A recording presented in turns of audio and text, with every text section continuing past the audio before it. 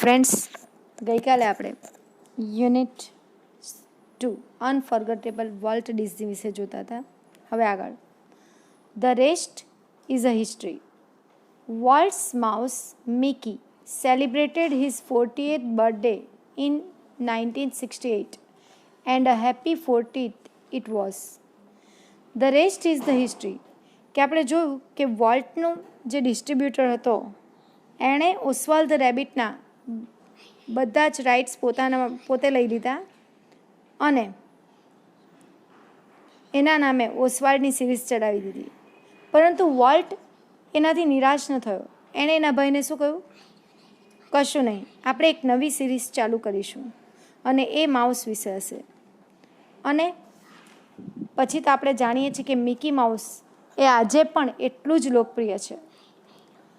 વોલ્ટ્સ mouse Mickey celebrated his 40th birthday in 1968. કે વોલ્ટનું ઉંદર Mickey એણે એની 40મી બર્થડે 1968માં ઉજવી. આજે લગભગ 93 યર્સ ઓલ્ડ થાય છે. And happy 40th it was. અને 40 વર્ષ પછી પણ એટલું જ લોકપ્રિય 1968માં હતું. અને આજે પણ મિકી એટલું જ લોકપ્રિય કેરેક્ટર બાળકોની અંદર તેમજ મોટાઓના માટે છે.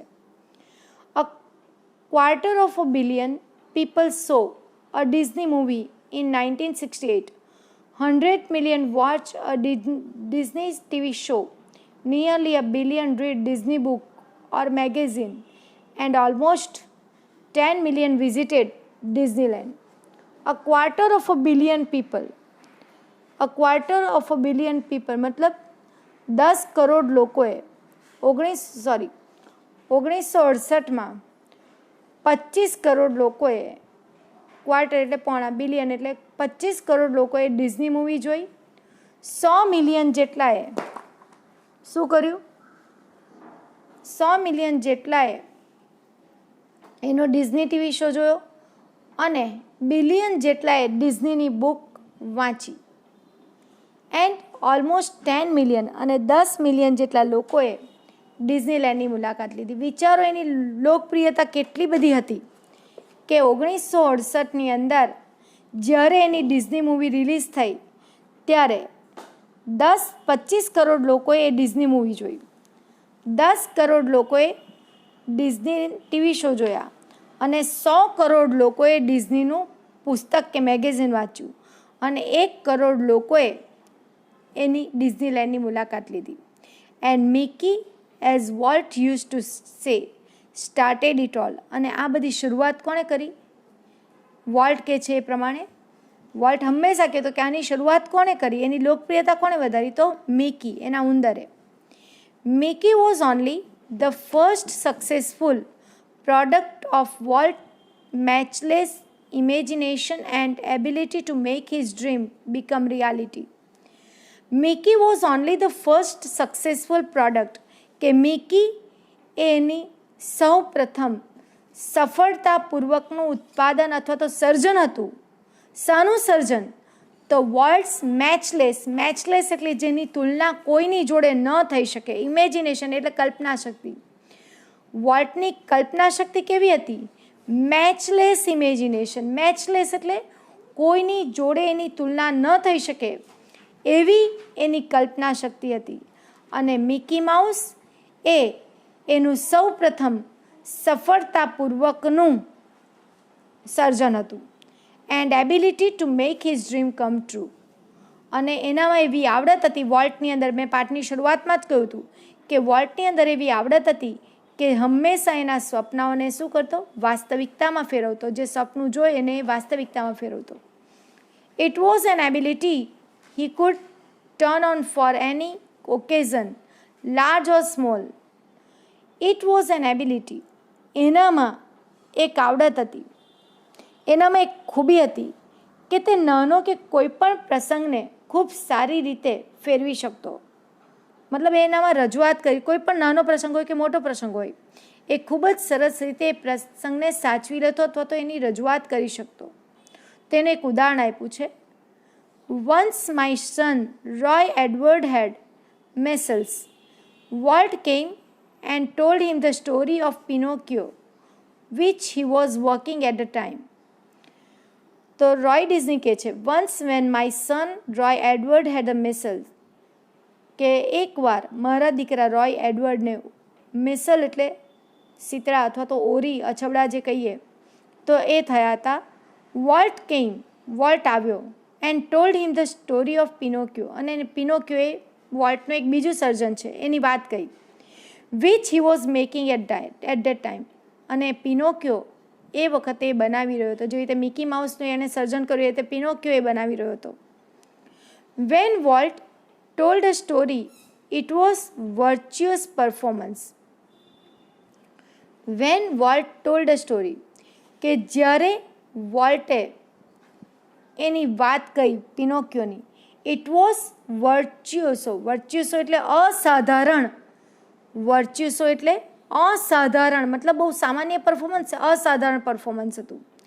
His eyes riveted, his listener, his moustache twitched expressively, his eyebrow rose and fell, and his hand moved with the grace of musical conductor. કે જ્યારે એની જે વાર્તા કહેવાની રીત હતી એ ખૂબ અસાધારણ હતી. એ મતલબ આપણે કેવી રીતે વાર્તા કહી જઈએ એવું નહીં, એ વાર્તા એ રીતે કહેતો કે સાંભળનારને જકડી રાખે. હિઝ આઈસ રાઇવટેડ, કે જ્યારે એ વાત કહેતો ત્યારે એની આંખ સાંભળનાર ઉપર સ્થિત હતી. ટુ હિઝ લિસનર, હિઝ માઉસ્ટેચ એટલે કે એની મૂછ ટ્વિચેડ, હલતી, એક્સપ્રેસિવલી અભિવ્યક્તિ કરતી એની મૂછ પણ. His eyebrow rose and fail, any eyebrow જે રીતે વાર્તામાં હાવભાવ આવે એ પ્રમાણે ઊંચી નીચી થતી.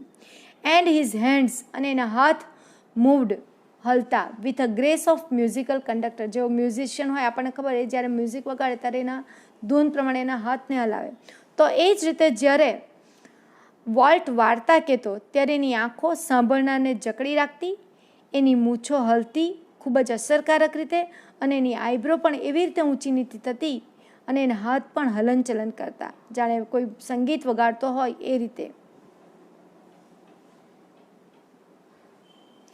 Young Roy was so wide eyed at Walt's graphic telling of a fairy tale that he forgot all about missiles.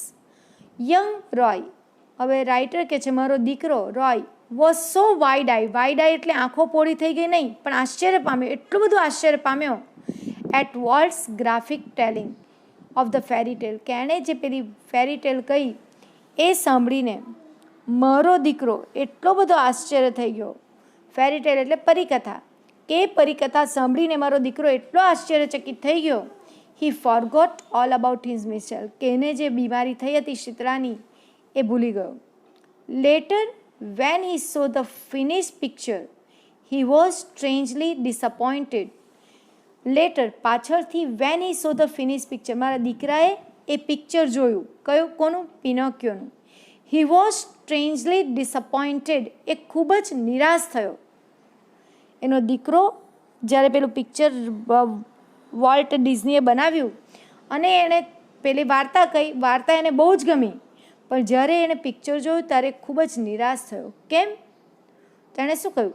It didn't seem as exciting as when Uncle Walt told it, he said. એણે શું કહ્યું કે uncle કેને જ્યારે એના વિશે વાર્તા કહીએ, વાર્તા એટલી બધી એક્સપ્રેસિવ હતી, એટલી બધી સરસ રીતે રજૂ કરી કે પિક્ચર મને એટલું એક્સાઇટિંગ નહીં લાગ્યું. મિત્રો વિચારો કે વાર્તા કરે અને પિક્ચર જુએ, વધારે અસર પિક્ચર જોવાની પડે, પરંતુ અહીંયા રોયનો દીકરો શું કહે છે, મારા ઉપર વધારે અસર શાની થઈ, વાર્તાની.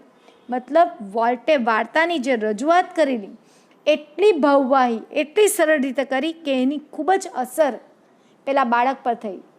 અને એ જ બાળક જ્યારે ખુશી ખુશી એ વાર્તાનું પિક્ચર જોવા ગયો ત્યારે એને એટલી મજા નહીં આવી જેટલી એણે વાર્તા સાંભળી એમાં. અને એ જ એના શબ્દોમાં કહે છે કે મને એ પિક્ચર એટલું બધું એક્સાઇટિંગ નહીં લાગ્યું, એટલું બધું રસપ્રદ નહીં લાગ્યું. કોના જેટલું? જ્યારે અંકલ વોલ્ટે મને વાર્તા કહી ત્યારે. આગળ, like many people who work to create humour, volt took it seriously. Like many people, કે ઘણા બધાની લોકોની જેમ વોલ્ટ જ્યારે હાસ્યનું સર્જન કરતા, volt took it very seriously, એને બહુ ગંભીરતાપૂર્વક લેતા. સામાન્ય રીતે આપણે એવું વિચારીએ કે હસાવવાનું કોઈને હોય તો બહુ સામાન્ય લઈએ, પણ વોલ્ટ એને ગંભીરતાપૂર્વક લેતા. He would often sit gloomily. He would often sit gloomily through the funniest cartoon. Gloomily એટલે ઉદાસીપૂર્વક. એ કાર્ટૂન એકદમ રમૂજી દોરાયેલું હોય તો પણ એને ઉદાસીપૂર્વક અથવા ગંભીરતાપૂર્વક જોઈ રહેતા. કેમ? Concentrating on some way to improve it. Cartoon બહુ સરસ દોરાયેલું હોય, હસવું આવે એવું હોય, મજા આવે એવું હોય, છતાં પણ એને જોઈ રહેતા અને એમાંથી કોઈક ને કોઈક સુધારો કરવાનો, હજી વધારે સુધારો કરવાનો પ્રયત્ન કરતા.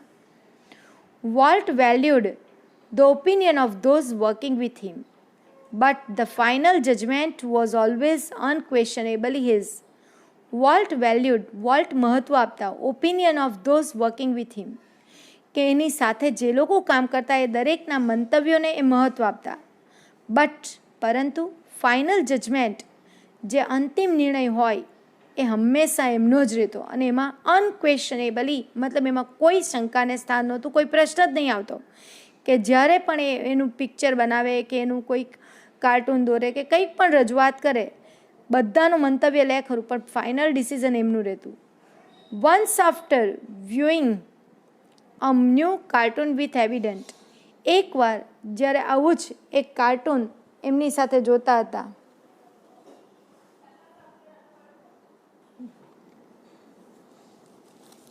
ફ્રેન્ડ્સ આપણે છેલ્લું વાક્ય જોયું. One after viewing a new cartoon with evident displeasure, Walt called for comments from a group of a people. કે એકવાર એક નવા કાર્ટૂનને એણે થોડું ડિસપ્લેઝર, અણગમા સાથે જોયું અને ત્યારબાદ વોલ્ટે શું કર્યું? પોતાના જે સાથે કામ કરતા લોકોને, પોતાની સાથે કામ કરતા લોકોને એણે કમેન્ટ એટલે કે પોતાને પ્રસ્તાવ રજૂ કરવા માટે બોલાવ્યા. One after another they spoke up, all echoing Walt's criticism. One after another, એક પછી એક દરેક જણા શું કરવા લાગ્યા? સ્પોક અપ, બોલવા લાગ્યા. ઓલ ઇકોઈંગ, ઓલ એટલે બધા જ, ઇકોઈંગ શું કરતા હતા?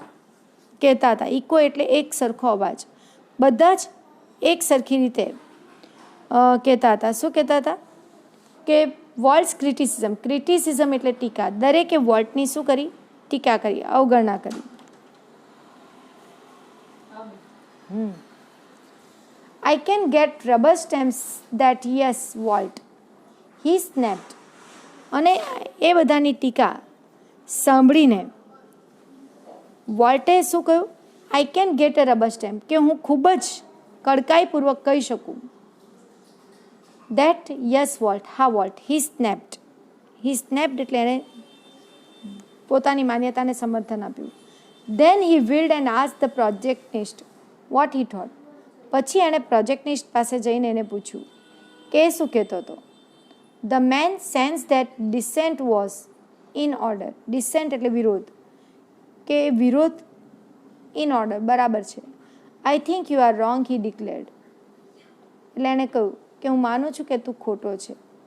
Walt just grinned. You stick to your projector, he suggested. Volt એના પર પણ ગુસ્સે ભરાયો અને શું કહ્યું? કે તું તારા પ્રોજેક્ટરને વળગી રહે.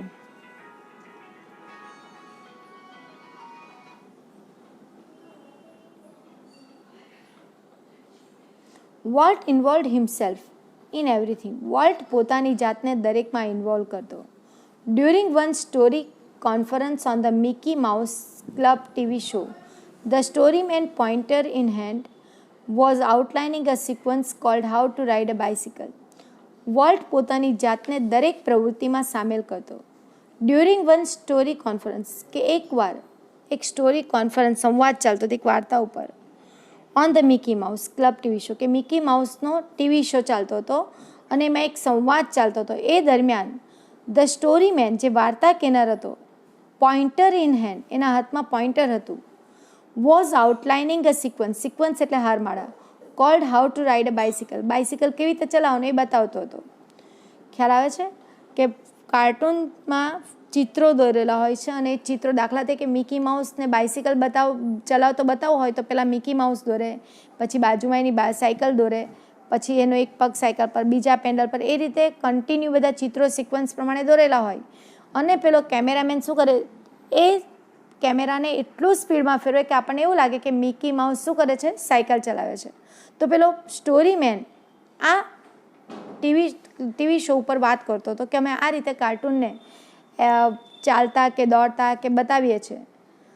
નાઉ when you get on your bicycle he began, એટલે સ્ટોરી ટેલરે વાત શરૂ કરી કે હવે જ્યારે તમે તમારી બાઇસિકલ ઉપર બેસો, હી બિગેન, એણે શરૂઆત જ કરી.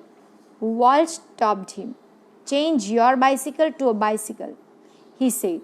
એટલે વોલ્ટે એને અટકાવ્યો, સ્ટોરી ટેલરને. શું કહ્યું કે યોર બાઇસિકલ નહીં બોલ, ખાલી બાઇસિકલ બોલ. શા માટે વોલ્ટે આવું કહ્યું? તો એ કહે છે, remember every kid isn't fortunate enough to have a bicycle of his own. કે યાદ રાખ, દરેક બાળક એટલું નસીબદાર નથી હોતું કે એની પાસે પોતાની બાઇસિકલ. વિચારો, એક જ શબ્દ સ્ટોરી ટેલરે બાળકોને પેલા ટીવી શોમાં એવું કહેતો કે માની લો કે તમે બાઇસિકલ ચલાવવાનો હોવ, પણ આ તમે શબ્દ શું કરે છે, બાળકોને એવું થાય કે અમારી પાસે સાયકલ હોય. અને વોલ્ટને આ નાની વાત પણ નહીં ગમી. એણે શું કહ્યું કે દરેક બાળક એટલું નસીબદાર નથી હોતું કે એની પાસે બાઇસિકલ હોઈ શકે. એટલે તમે બાઇસિકલ શબ્દ, યોર બાઇસિકલને બદલે શું મૂકો, ફક્ત બાઇસિકલ શબ્દનો જ ઉપયોગ કરો. વિચારો કે આટલી નાની વાતને પણ એ ખૂબ જ ધ્યાનમાં લેતો હોય તો સ્વાભાવિક છે કે પોતાના ડિઝનીલેન્ડ માટે કેટલી નાની નાની વાતોનું એણે ધ્યાન રાખ્યું હશે. અને આ જ એને આટલો બધો વોલ્ટ જેમાં મહાન બન્યો, આજે દુનિયામાં લોકપ્રિય બન્યો, એનું કારણ શું હતું? એની આ ઇમેજિનેશન અને એની આ કલ્પના શક્તિ.